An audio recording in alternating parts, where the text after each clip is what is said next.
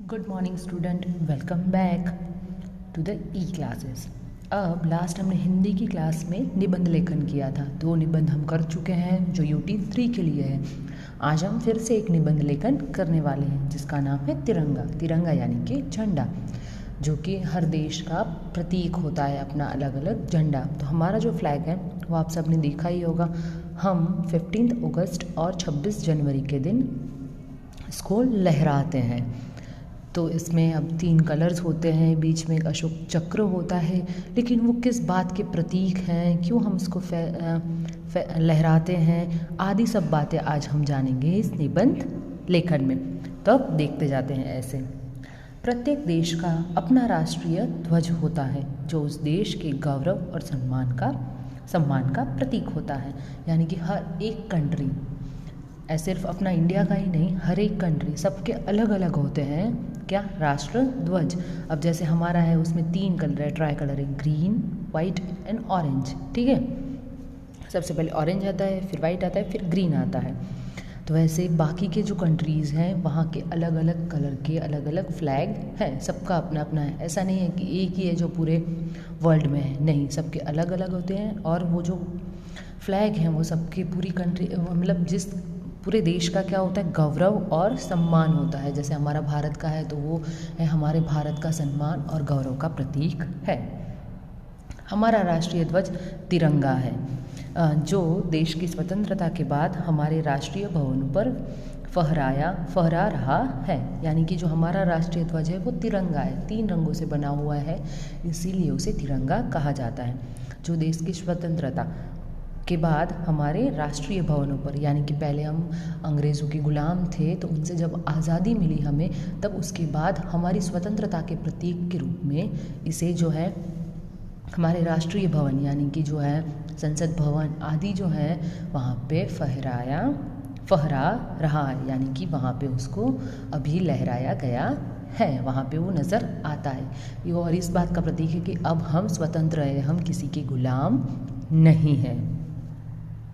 15 अगस्त 1947 को भारतवर्ष स्वतंत्र हुआ था और भारत के प्रथम प्रधानमंत्री स्वर्गीय जवाहरलाल नेहरू ने लाल किले पर प्रथम बार ध्वजारोहण किया था। यानी कि हम कब आज़ाद हुए थे। अब चलो 15 अगस्त हम क्यों मनाते हैं, क्योंकि हम उस दिन आज़ाद हुए थे अंग्रेज़ों की गुलामी से।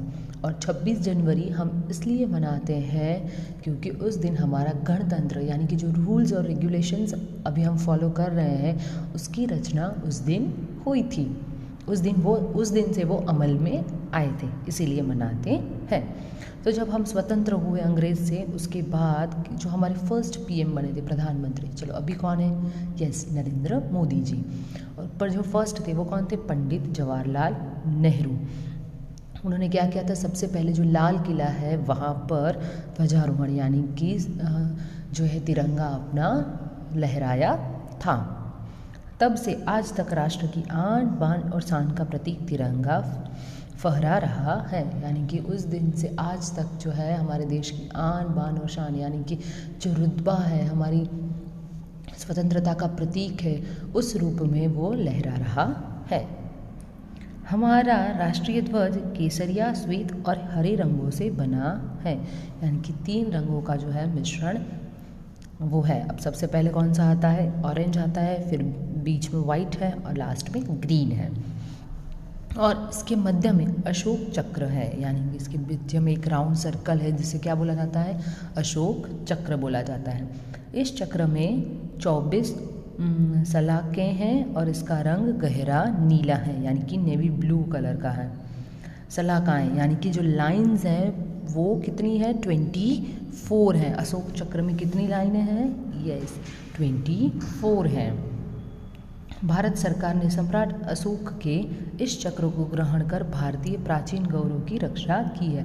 यानी कि इसकी रचना जो है वो किस में है, जो सम्राट अशोक हैं, अशोक थे, उनके जो स्तंभ लेख हैं, शिलालेख हैं, उसके अंदर इसकी आकृति है। तो वहाँ से हमने लेके अपने इसमें उसको प्रस्तापित किया है, ताकि हम जो प्राचीन गौरव है उसकी रक्षा कर सकें, क्योंकि वो प्राचीन में हो चुके हैं और उन्होंने बहुत सारे शिलालेखों का निर्माण किया है उन्होंने लिखे हैं। तो वहीं से इस चक्र को लिया गया है हमारे राष्ट्रध्वज के लिए। तिरंगे के 3 रंग अपने में विशेष गुण के प्रतीक है, यानी कि वो तीनों कलर तो है लेकिन उसका प्रतीक क्या है, क्यों यही 3 कलर को रखा गया, क्यों हमने पर्पल, ब्लू, रेड, पिंक ये कलर चॉइस नहीं किए, क्योंकि इसके पीछे भी बहुत बड़ा रीज़न है। ये जो 3 कलर है उसका अलग अलग प्रतीक है। तिरंगे के 3 रंग अपने विशेष गुणों के प्रतीक है, यानी कि उनमें कोई अच्छे गुण हैं जो विशेष गुण जो है उनको अलग करते हैं। केसरिया रंग यानी कि जो ऑरेंज कलर है वो किसका प्रतीक है, तो रंग उत्साह और वीरता का प्रतीक है, यानी परिचायक यानी कि प्रतीक। रंग उत्साह यानी कि जो एक्साइटमेंट होती है, जो जोश हमें देता है वो।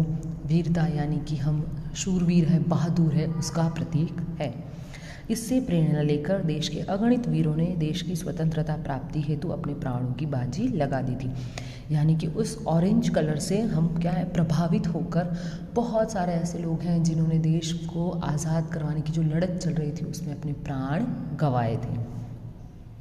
श्वेत रंग यानी कि सफ़ेद रंग, वो हमारी पवित्रता, उज्ज्वल चारित्रिकता, सत्य और सांस्कृतिक श्रेष्ठता का प्रतीक है। चलो, जो श्वेत रंग है वो किसका है, पवित्रता, फिर हम उज्ज्वल है यानी कि श्वेत एकदम निर्मल है, फिर हम सत्य की राह पर चल रहे हैं, हमारी संस्कृति श्रेष्ठ है, उसका प्रतीक है। हरा रंग हमारे वैभव, श्री और संपन्नता का परिचायक है, यानी कि जो हम हैं हरे धान लहराते हैं, हरियाली का प्रतीक है। अब वैभव किससे बढ़ता है, तो कि हरियाली, जैसे अच्छी फसल उगती है तो उसको किसान बेचते हैं, फिर कमाते हैं तो पैसे, अनाज, उपज, ये सब हरियाली के कारण प्रतीक है। चलो, तो आपको इजी में लिखना है तो आप ये भी लिख सकते हैं कि हरियाली का प्रतीक है। वैभव और श्री यानी कि जो वैभव यानी कि हमारा ठाठ है वो, श्री यानी कि लक्ष्मी, उसका प्रतीक है। लहराती हरी भरी फसलों का रंग ही तो झलकता है इस रंग में, यानी कि हरी भरी लहराती फसलें, यानी कि जो खेत खलियान है वो कैसे हरे हरे नज़र आते हैं, तो उसमें किसका, ग्रीन रंग का प्रतीक है। वो ग्रीन रंग के ही होते हैं ना। यस, तो जैसे ही जितने धान लहराएंगे उतनी खुशहाली देश में आएगी। यस। किसी दिन हमारा देश सोने की चिड़िया कहलाता था। यह हरा रंग उसी और संकेत करता है, यानी कि कभी कभी कहा जाता था कि जो भारत है वो सोने की चिड़िया का देश है। तो यहाँ पे जो बर्ड्स हैं वो गोल्ड के नहीं थे, लेकिन यहाँ पे जो है लक्ष्मी मतलब पैसे बहुत थे, धन संपत्ति बहुत थी, हम बहुत अमीर थे, फसलें बहुत मतलब होती थी, किसान बहुत धनी थे, सब सुखी संपन्न थे, कहीं पैसे की कमी नहीं थी। इसीलिए क्या कहा जाता है कि जो भारत है वो सोने की चिड़िया थी, यानी कि यहाँ पे जो बर्ड्स हैं वो भी गोल्ड के ही हैं, ऐसा माना जाता था। यह हरा रंग उसी और संकेत करता है, यानी कि जो ग्रीन रंग है वो यही दर्शाता है कि हम सोने की चिड़िया वाले देश में हैं, यानी कि खूब संपन्न, खूब सुखी देश के हम रहवासी हैं। आज हमारे देश ने कृषि, उद्योग और व्यापार के क्षेत्र में जो बहुमुखी प्रगति की है, हरा रंग उसी का प्रतीक सूचक है, यानी कि जो हमारा देश है वो इसमें कामयाबी कर रहा है, उद्योग में, व्यापार में बहुत हम सक्सेसफुल हो चुके हैं, तो इसी बात का प्रतीक है हरा रंग। चलो, वाइट था वो किसका, चलो ऑरेंज किसका प्रतीक था, वीरता का। वाइट जो है शांति का प्रतीक है, फिर जो ग्रीन है वो सुखी संपन्नता का प्रतीक है। ध्वज के मध्य में बना अशोक चक्र हमारी धार्मिक स्वतंत्रता का प्रतीक है। अब अशोक चक्र है वो किसका है, हमारी धार्मिक स्वतंत्रता का, यानी कि हमें धार्मिक कोई भी बंधन नहीं है, हम कोई भी धर्म को अपना सकते हैं, उस बात का प्रतीक है, और हम स्वतंत्र हैं वो ये दर्शाता है। उसकी 24 शलाकाएँ हमारे विभिन्न धर्मों और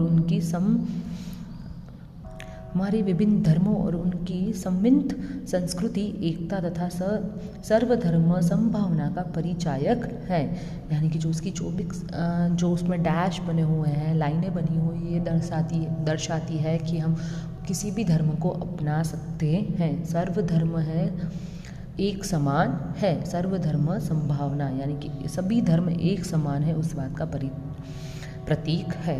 हमारे देश में सभी धर्मों के अनुयायियों को पूर्ण स्वतंत्रता प्राप्त है। यानी कि हमारे देश में सभी जो है लोग उन्हें अनुयायी यानी कि जो धर्म के हेड होते हैं, वडील होते हैं, जो हेड माने जाते हैं, उनको ये हक दिया गया है कि वो पूर्ण स्वतंत्रता के रूप से अपने धर्म का प्रचार करें और जिसको उस धर्म में जुड़ना हो उन्हें परमिशन है।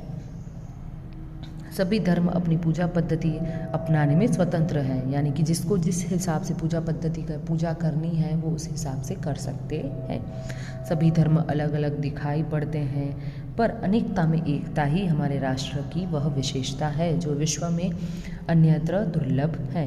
यानी कि हम लोग जो हैं अनेकता में एकता यानी कि बहुत सारे जने हैं, उसमें भी हम क्या है, एक हैं। सब धर्म अलग अलग है, बौद्ध, ईसाई, फिर जैन, गुजराती आदि है ना, सब अलग अलग धर्मों में है। कोई कृष्ण को मानता है, कोई राम को मानता है, कोई शिव को मानता है, कोई यीशु को मानता है, सब अलग अलग है, लेकिन फिर भी क्या है, हम सब एक हैं।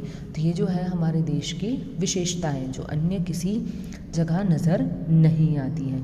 स्वतंत्रता दिवस और गणतंत्र दिवस के अवसर पर यह ध्वज समारोह पूर्वक फहराया जाता है। यानी कि जो है स्वतंत्रता दिन यानी कि 15 अगस्त और 26 जनवरी को ये फहराया जाता है। हर स्कूल, कॉलेज, हर जगह नगर पालिका होती है, वहाँ सब जगह फहराया जाता है। स्वतंत्रता दिवस पर लाल किले पर प्रधानमंत्री द्वारा ध्वजारोहण किया जाता है। यानी कि जो लाल किला है वहाँ पर प्रधानमंत्री के द्वारा फहराया जाता है।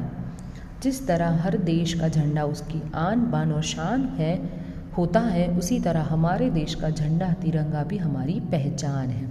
यानी कि हर कंट्री की पहचान उसका फ्लैग है। यह देश की एकता और अखंडता का प्रतीक है। हम सभी को अपने देश के झंडे का सम्मान करना चाहिए। यानी कि क्या है, हमारी एकता और स्वतंत्रता के अखंडता, यानी कि हम स्वतंत्र है, अखंड भारत है, इसमें कोई हिस्से नहीं है, पूरा जो है वो एक ही है, उस बात का यह प्रतीक है। हम सभी को अपने देश के झंडे का सम्मान करना चाहिए। यानी कि हम सबको हमारा जो झंडा है उसका सम्मान करना चाहिए, उसकी इज्जत करनी चाहिए।